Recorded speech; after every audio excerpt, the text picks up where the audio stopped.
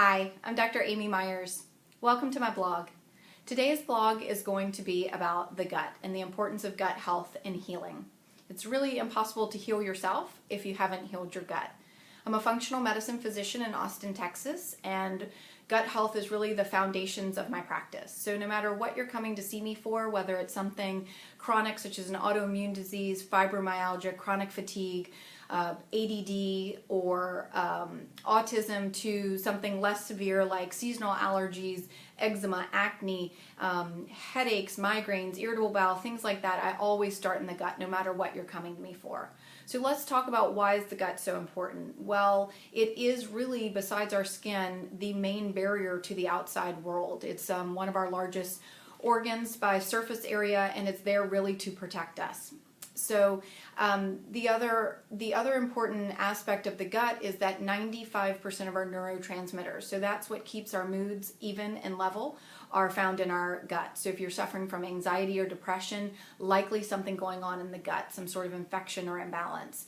If you have an autoimmune disease or an inflammatory disorder, 80 to 90% of our immune system's in our gut. So again, where I start when you're coming to me with one of those issues, likely something is going on in the gut for sure. So my next video will talk about the very comprehensive stool test that I do in my clinic and walk you through that test.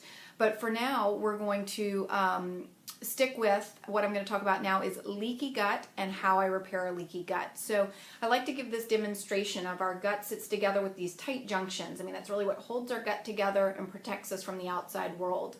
And then we digest and absorb with our teeny tiny villi right here. As we bombard our system with foods we're sensitive to, like maybe gluten or dairy, medicines that we're on, antacids, to pain medicines like Advil, Tylenol, if we're taking steroids or any other types of medications, the environment itself, toxins in the environment that we're breathing in every day, we're maybe drinking in water or eating in foods, can also disrupt this. Over time, just age can also disrupt this, and certainly stress. So as we get bombarded with these different toxins or foods or stress, over time these tight junctions break apart.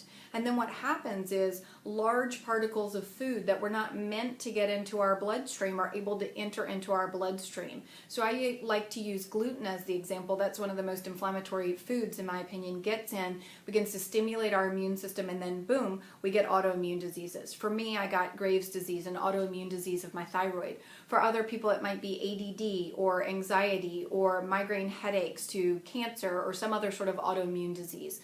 So really my goal is to seal up these tight junctions and get that gut back intact. Of course, with celiac, the worst case scenario with celiac is that these villi actually blunt down. That's the definition of celiac, and then of course break apart. But we're going to make the assumption that most people out there don't have celiac, and so they still have their villi, but they just have their gut broken apart. And so we really want to heal this. And we do that, or how I do that in my clinic, is something called a 4R program. So we remove, we restore, we re-inoculate, and then we repair. And I'm going to walk through that. So what are we removing? We're removing many of the things that I mentioned at first. We're removing foods that we may be sensitive to, top inflammatory foods being gluten and dairy and soy and corn. We're removing toxic foods like caffeine and sugar and alcohol. So you can find my full list and read my ebook, The Myers Way. That's the exact program that I have each of my patients go through. So you can do that at home, or again, we have monthly guided cleanses with my nutritionist that you can partake in. We want to make this available to everybody out there. So we remove those foods. We also remove infections that may be in the gut, parasites, candida or fungus, or even bacterial overgrowth. And again, I diagnose that based on the stool test that I'll talk about in my next video. So we remove, again, the foods and the infections that may be there. We re-inoculate with good bacteria. So again, I look at the stool test and I find out what your levels of your good bacteria, what I call your army, what your army is doing for you in there. Do you have the right amount of the right stuff? If not, we give you more. I believe most people out there really could benefit from a probiotic, one with multiple strains of about 50 billion units a day. So that's what I recommend for my patients. And then we want to restore. And we want to restore things that might be missing, like digestive enzymes. I find a lot of people maybe have their gallbladder out. They didn't realize they had an issue and they got their gallbladder out because they were having stomach pain when really they just needed to remove something else, but like gluten.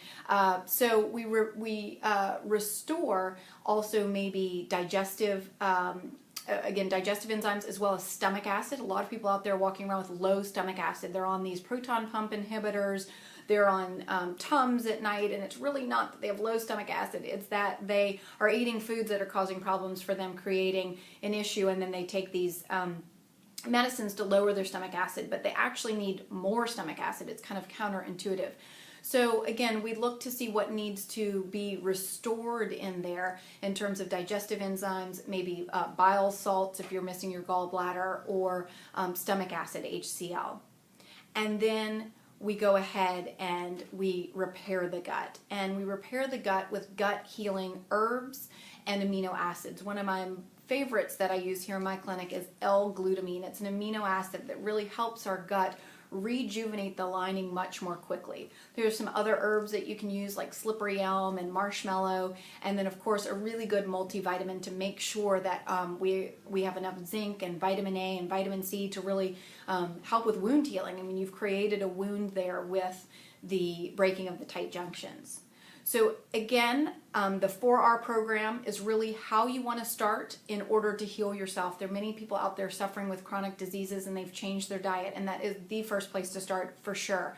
And when I find that just changing the diet alone does not help, then you absolutely need to look at the gut. So you can follow our 4R program, and hope that this helps getting you the foundations to health and getting you well, and happy healing. Thanks so much.